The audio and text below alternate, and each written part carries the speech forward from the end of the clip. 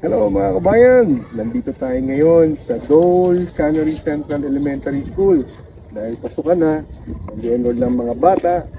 So habang nagpapa-enroll, nakapila si Mami, libutin natin itong school. Papasyal ko kayo.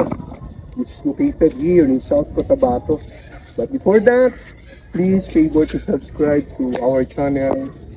Please press the notification bell para updated kayo sa mga video natin, sa mga travel natin at adventure.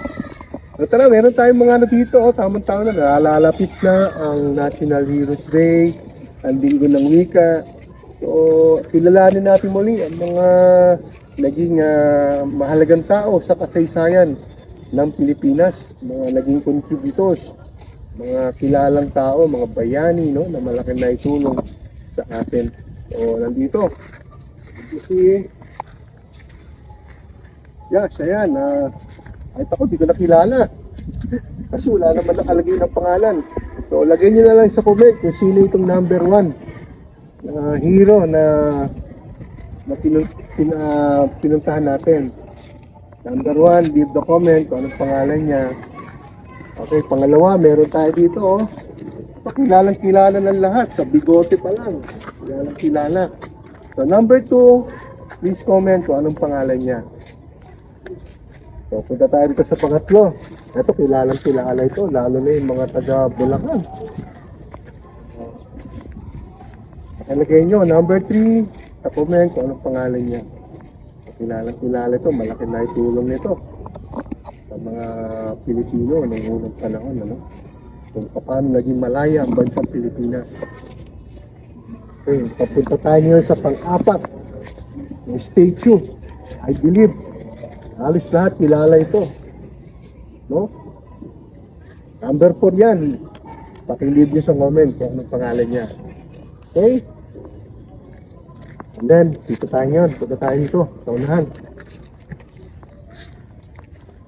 Ang 5. So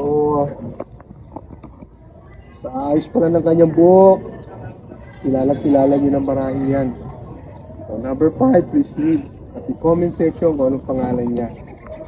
Okay, ang pang-6 dito, si Sir Blanc. Ayan, please leave in the comment. Number 6, ang pangalan ni Sir.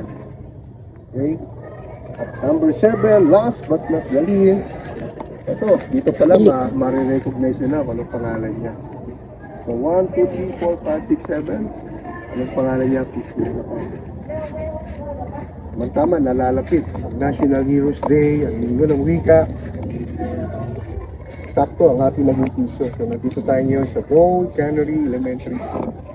Enrollment na naman, that's why we are here. Okay? So, again, do not forget to subscribe to our channel.